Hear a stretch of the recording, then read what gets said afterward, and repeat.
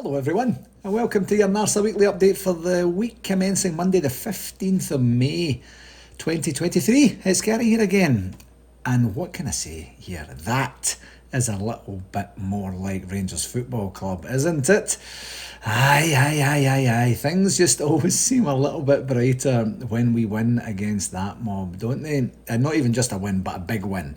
And really putting them down and exposing them for what they are, which also brings a little bit of lamenting emotion with it, but good to get the victory and thoroughly enjoyable overall. So let's get that part out of the way early. Just the one game this past week, as you know, and it was Saturday's 3-0 victory against that mob. And I thought it was a bit of a strange one. While it's at the end of the season and it's, genuinely, literally meaningless from a stakes perspective, you never want to give anything less than your best against them. And for us to turn in our first victory of the season against them as well in what was the sixth game and give them a bit of a pasting, quite honestly, at the same time is always very nice. And, it's also equally as nice to go down to the pub. I'd rather not feel like this, to be honest, but it wasn't exactly unpleasant to be driving down in the very early hours of the morning on Saturday, not as nervous can be in the car and thinking about all the things that's going to go wrong and all the worry and stress that's involved in that. It was just a pleasant drive down and a conversation with my love Erin and my sister Debbie, and then just a pleasant, very pleasant game to watch.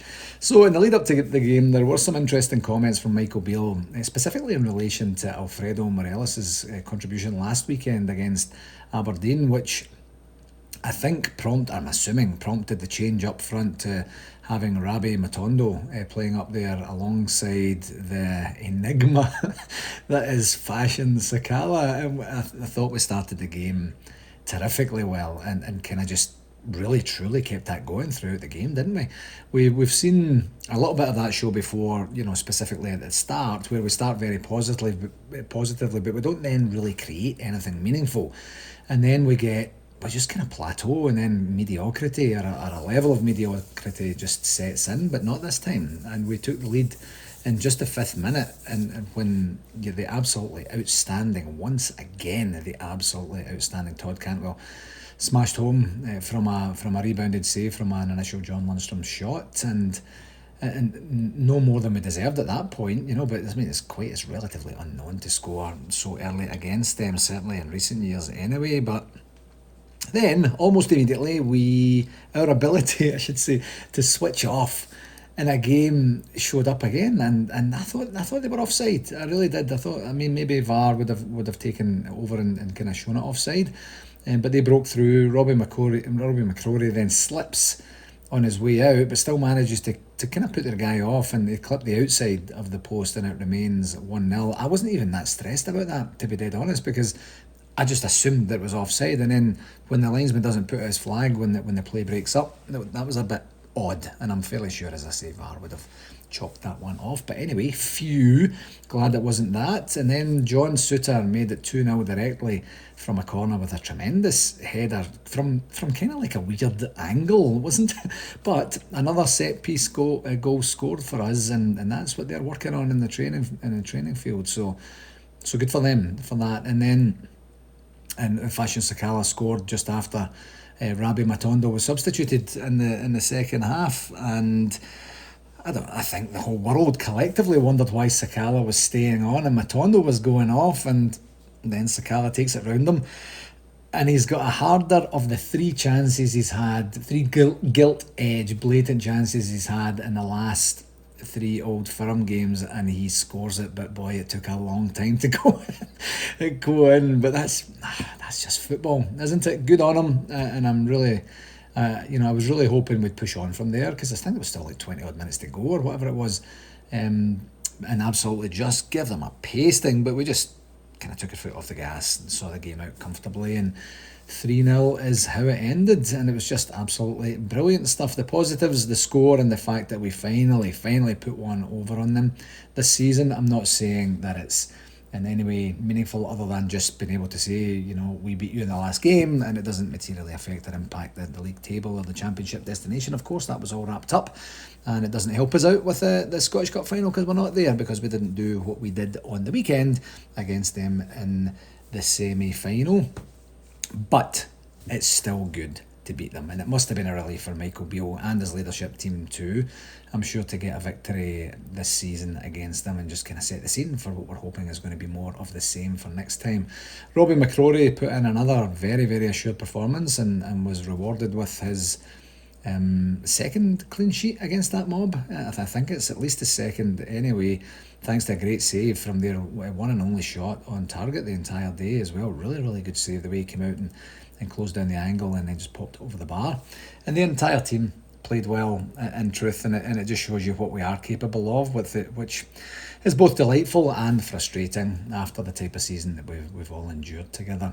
Man of the match, Todd Cantwell, was just absolutely immense again. I mean, he was obviously the guy that just went into a whole-blooded 50-50 challenge with two of their players for the ball to break for Sakala for the third goal as well. This guy is just a machine, as was the entire defence as well. I thought on the day, we just seem to have a don't mess with us steely determination about the defence the whole day, and refuse to be bullied out of the game. And Michael Beale's game plan worked an absolute treat, and it was also great to see Alex Lowry back in first team action after his injury problems this season, and for Zach Lovelace to get some first team minutes too. That genuinely bodes well for us for the future. I'm absolutely sure that it does. On a negatives front, nothing that I can really think of. We worked hard for the breaks that we got, we defended very well, and we took our chances, and a 3-0 home victory against anyone is brilliant, but coming against that mob is all the more sweet, let's just say. From a stats perspective, now this is quite interesting. And I looked at a couple of different places. I looked at the live score app that I look at, and then also the Rangers website, and both agreed that we had 32% possession in the game, which is very, very interesting in a home game. I mean, we had more than that when we played them the last couple of times, both at Sharkhead and Hampden as well. So very interesting, but I'm assuming that they knew what they were doing. And then we had, now this is where it differs a wee bit, we had 12 shots, 8 on target to their 5, 1 on target as well. So dominance, absolute dominance in the chance department, but maybe not in the possession department. So Robbie McCrory, as I mentioned earlier, he did only have the one save to make, so I think that stat is right. But it's very, very interesting in terms of the possession, because it didn't feel like that in the game, to be dead fair. And I have to assume that it was part of Michael Beale's tactics to allow them to have the ball, and then when we retrieved it, which we did, we worked very, very hard to do that. It felt like we created chance after chance after chance when we did have the ball. So that's the way it panned out. I don't know that we would do that all the time, but it certainly worked a treat on the weekend there, and we will take it and move on. On the referee watch, Stephen McLean, I think he did quite well in this one. There weren't too many controversial moments that I can recall, and I think he only booked a couple of players. I think it was John Lundstrom and McGregor for their side. McGregor's getting a couple of yellow cards in these Old Firm games these days now, so he doesn't seem to be quite as protected as his predecessor was over at that end of the city. So nothing controversial, nothing amazing, so he'll get the standard 7 out of 10 for that one. Just the one game this week, league business again between now and the end of the season, 3 to go, and it's away to Hibs on Sunday the 21st of May, and that's a 7 a.m. Eastern Standard Time kickoff, noon UK, and I'm just not going to bother doing this is what the records are or anything like that. It doesn't really matter. We'll skip that part and we'll just hope for a victory and another performance like we did last time we were at Easter Road, and that would do us very, very nicely. For RTV, a reminder, in the next week or so, there is a survey going to be coming out for all clubs to establish your club preferences in terms of subscription for RTV services in season 23-24. We, as I mentioned, I think I mentioned this last week, we do have some clubs that will want to take every game, some that won't want to take midweek games, won't want to take maybe the very early ones, and some that just don't want to take the games that are broadcast on other North American TV channels, and others who just don't want to take any RTV services at all. And we just need to know where each club stands, to be able to gauge what type, style and level of service of support that we will need from RTV as we move forward. So times are kind of changing on the RTV front as we move forward, and we just need to kind of make sure that we move with the times on that. So shout outs, quite a few this week actually. Firstly, congratulations to Malik Tillman for his Professional Footballing Association Young Player of the Year award for Rangers this season. He had a very, very good season, and it's always, as I think I mentioned before, very difficult to be objective. In the moment, he didn't have a couple of great Old Firm games, was not the only one by any stretch of the imagination, and then people started to go on a bit of a downer with the guy. The guy's only 20 years old, been playing with Bayern Munich, and we've got him, and he has more than contributed for us this season. So really, really, really happy for him. Happy to see any Rangers player get on the nominees list, and certainly even more delighted for him and the club that we managed to pick up the actual award itself. So congratulations, Malik. I don't think anyone knows what's going to happen with him. It seems to have gone on kind of like a bit of a pendulum swing, where it looked like it was a guarantee he was leaving, and then it was no, he's actually wanting to stay, and we have first right of refusal on him, and the fee was already agreed, and then we're going to just make that happen. Michael Beale has certainly made undertones to suggest that was the case, and then recently it just seems to have gone a little bit quiet. Let's just say, I don't think anybody has said anything definitive, but if his future is away from us, then that's a bit of a benchmark for what can happen with young players coming to us, to get that a really solid thing on their solid award and solid achievement on their CV as they move forward. So if he does move on, then he moves on with our best wishes and a wee award in his back pocket as well. Secondly, I'd like to wish a very happy 50th birthday to Bramalea Rangers Supporters Club former president Scott Allen, who celebrated his birthday at the Bramalea Club this past Saturday night, but his birthday is actually tomorrow. It's on Tuesday the 16th. Scott, you might remember, was also with us for a short time on the NARSA executive as communications director in this existing term actually. And he's a great guy, a good laugh, and I'm sure he had a ball at his due. I've seen some photographs and got sent a few from a few friends, and it looked like quite the Rangers bash there. So I'm sure everybody was sporting a bit of a heavy head yesterday morning as well. So on behalf of NARSA, Scott, a very, very happy birthday to you when it comes, my friend, and hopefully I'll get a chance to see you here next month at the convention in Toronto.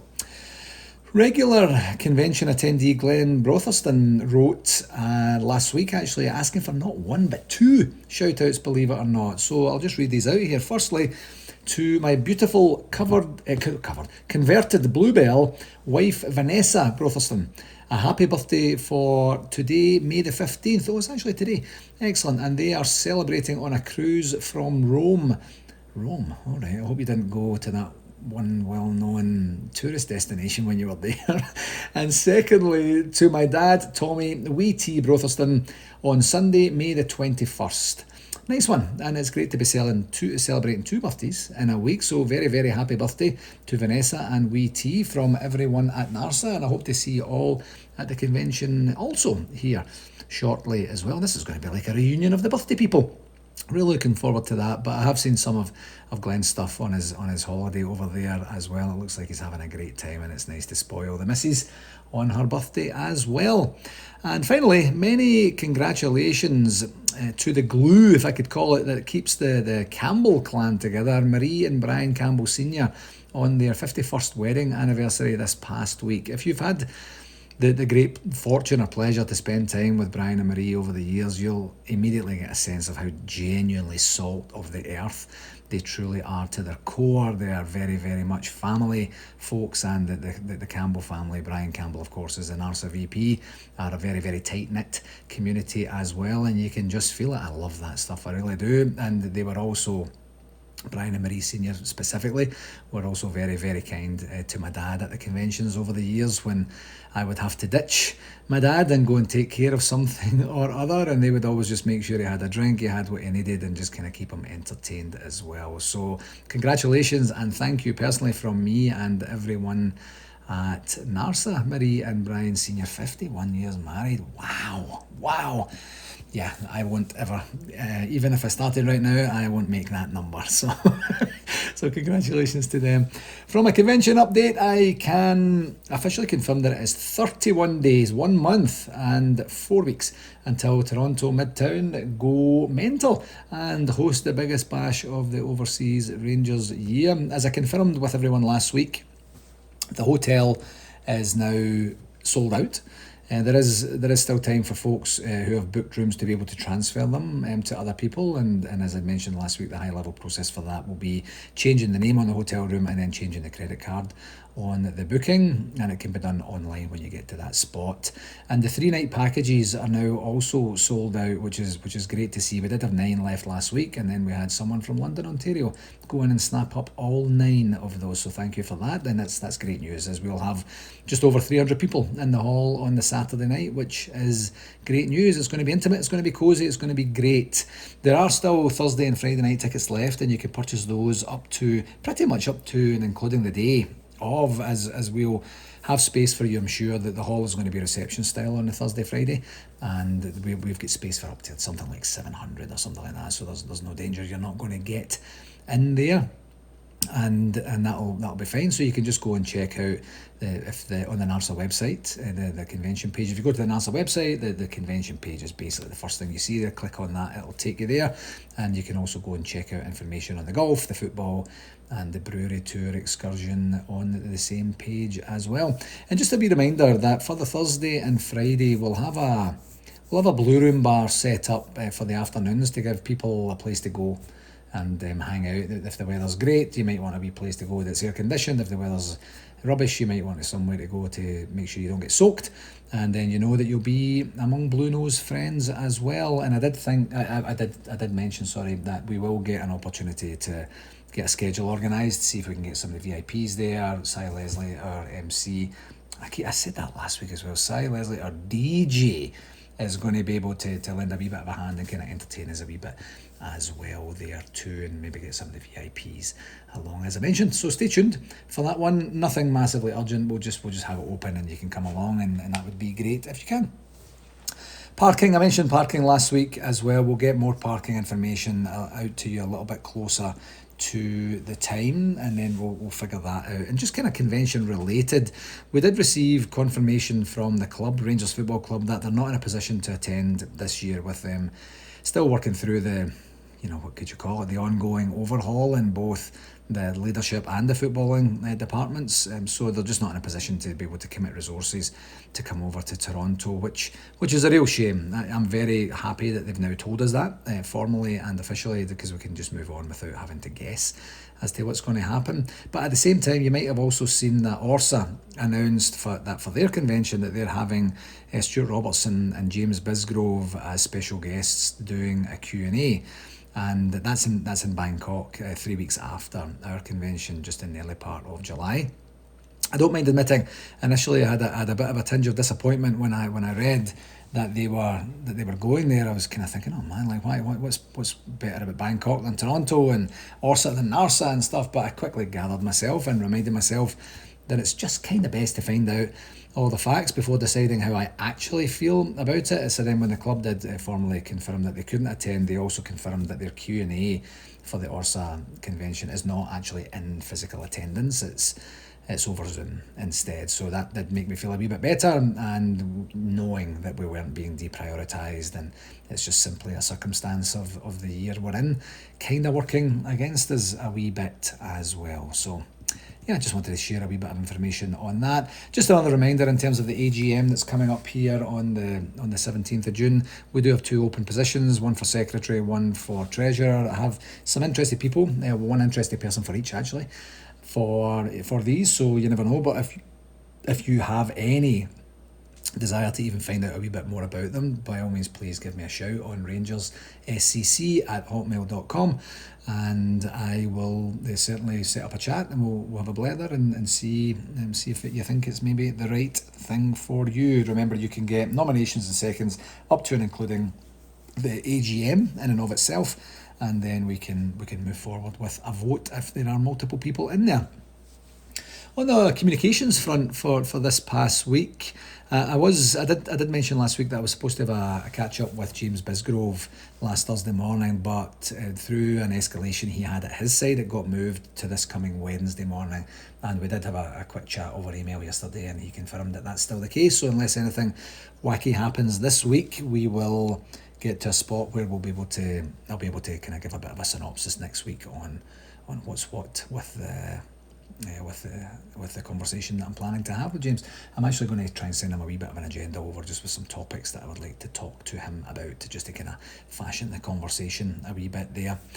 And another wee one, a wee bit of a kind of outlier here. I was contacted by football agent John Viola via LinkedIn, and if you don't know what LinkedIn is, it's kind of a business social media platform, kind of like Facebook, but with a wee bit more sense attached to it. And then John had reached out last week, and we had a good chat, and he introduced me to an event that he's hosting called The Showcase. Well, actually, you know what? He didn't actually introduce it to me so much as reintroduced it, as I'd already been reading a wee bit about it. And I think the connection came via me following both Craig Moore and John himself. I'm just interested in the sporting side of things, and especially when there's a bit of a Rangers connection there. It's always good to see what's going on, and I've just get regular updates as to what they're up to. So, what is the showcase? So, the goal of the showcase is to give talented players who don't have the opportunity for exposure the chance to showcase their ability to the football world and become professional footballers. And what they would do is they would take part in a week of intense training and competitive matches to prove themselves to the scouts, agents and club representatives that are going to be there, and gain a vital opportunity to sign a professional contract with a football club. It's going to take place at the world-class training facilities of the Royal Spanish Football Association near Madrid. It's very, very close to Madrid in Spain, which is home of the Spanish national team. And it seems like it's going to be a world class venue, yeah, quite honestly. And it takes place. It lasts for almost a week, between the 24th and the 30th of July. And on the kind of advertising information that I've been looking at, this is a life changing opportunity, and there is a limited amount of places there. It's limited to 100 players, I believe. So there is a cost to that. It's not free. Of course, there's three different kind of tiers of package, and it's all in euros. The lower tier is €1,750. The middle tier is €2,050, and the top tier is €2,995 as well. And you can go onto the website and see what that looks like in terms of what you get for each of those tiers. €2,995. You know, what's that?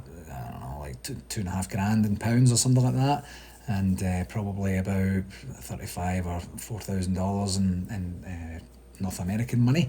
But to sign a professional contract, you would maybe get that back in your very first week if you think you are good enough. And I have to say, I think this is an absolutely brilliant idea. I'm not really aware if this has been done before or not, but the type and style of quality that John and his team are putting to this to give aspiring professionals the chance to have access to the facilities, the coaching, the feedback, and of course the exposure to just maybe getting a break in the professional ranks that they haven't managed to manufacture for themselves yet is certainly something worth considering. There are 7 partner clubs involved. There are going to be 14 scouts present, and space is limited, as I mentioned before, there to 100 players. So what I'll do is I'll pop a link in the blurb tonight, and would encourage you to go and take a peek at this if this is something that would be interest to you or to anyone in your network. It's certainly worth having a quick peek and checking out, and maybe getting exposure that people typically can't get.